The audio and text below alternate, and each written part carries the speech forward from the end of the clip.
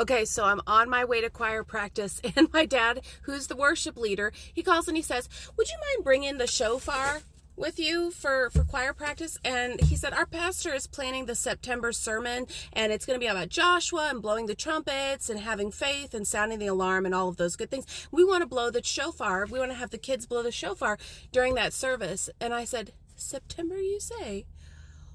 What, just out of curiosity, what date in September?" And he said, "September 21st.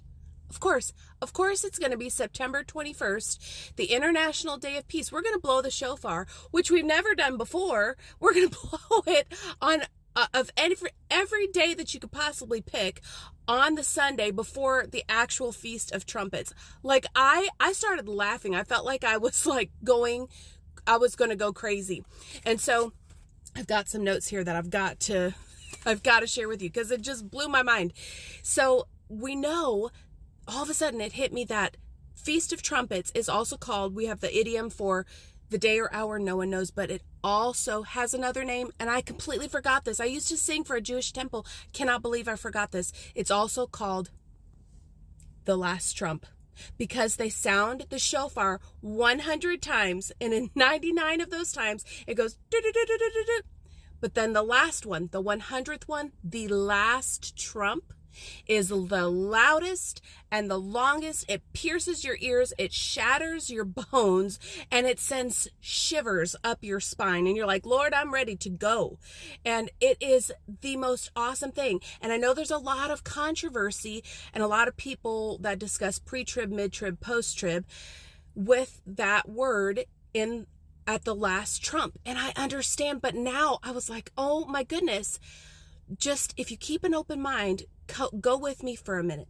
So in 1 Corinthians chapter 15, verse 52, in the twinkling of an eye, at the last trumpet.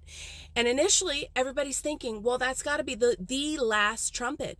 But this was written 20 to 40 years before John wrote his Revelation, before he even had that revelation. So a lot of people are thinking the angels that blow the 7 trumpets of judgment is the same as the last trump. I really don't think it is, based on this. The rapture is the trumpet of God, when the trumpet of God is sounded. So the last trump just doesn't make sense that it would be the 7th trumpet in Revelation, because it's connected in Hebrew tradition. It's contained, the last trump is in the Feast of Trumpets. And so do you want to go through some more with Hebrew tradition? This is really cool. Hold on, ready for your mind to be really blown? The high priest was known as a thief in the night.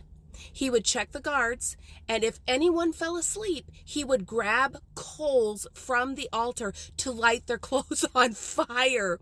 So they would be forced to wake up. They would have to tear off their clothes and run through the temple courts to get new clothing, because they'd be naked, which is why the high priest is called the thief in the night to those who are sleeping.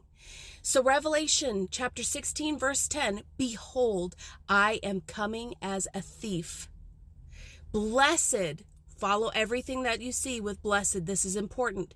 Blessed is he who watches and keeps his garments, lest he walk naked and they see his shame.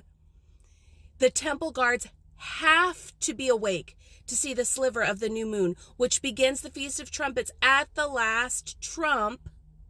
Otherwise, everyone wouldn't be able to keep the feasts. And here is the kicker. 1 Thessalonians chapter 5, verse 4. Listen to my words. "But you, brethren, you are not in darkness, that this day should overtake you as a thief. I know that you can see it coming. I know that you can feel it in your bones. Do not go to sleep in this hour." It makes me think of Jesus as he calls and he beckons his followers to stay with him. Keep 1 hour with him, he says that 3 times. Do not go to sleep. This is our high priest, our Savior. Keep awake for him. I know you're tired. Don't go back to sleep. And those that are keeping other people asleep, you better be very careful, because you do not want your coals being heaped on your clothing, lest you be found naked. Don't go to sleep. It's almost there, and soon we shall behold him.